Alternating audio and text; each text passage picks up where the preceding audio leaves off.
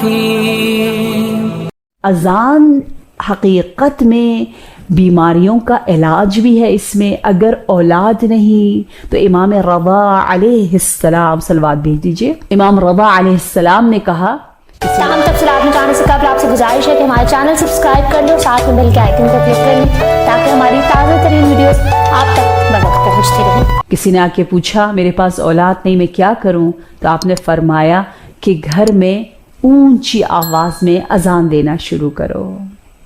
اور پھر کسی نے آ کر کہا کہ میرا بچہ بڑا نوٹی ہے. آج کل تو لوگ زیادہ کہیں گے بچے اسکول نہیں جا رہے ہیں، ہوم اسکولنگ ہو رہی ہے.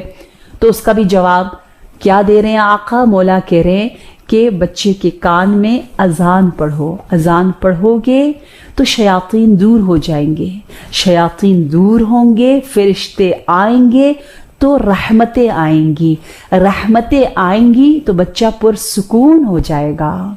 اسی لیے جب بھی میں اذان پڑھ رہی ہوتی ہوں تو میں سوچتی ہوں، اور میرا بیٹا کاظم بھی کہتا ہے کہ ماما اس اذان میں یہ کیسی طاقت ہے کہ یہاں میں نے کہا بسم اللہ الرحمن الرحیم، اللہ اکبر، سریعاً فوراً اس کی خوشبو اس طرح سے عرش میں پھیل جاتی ہے کہ جوق در جوق فرشتے اس جگہ پر نازل ہونا شروع ہو جاتے ہیں.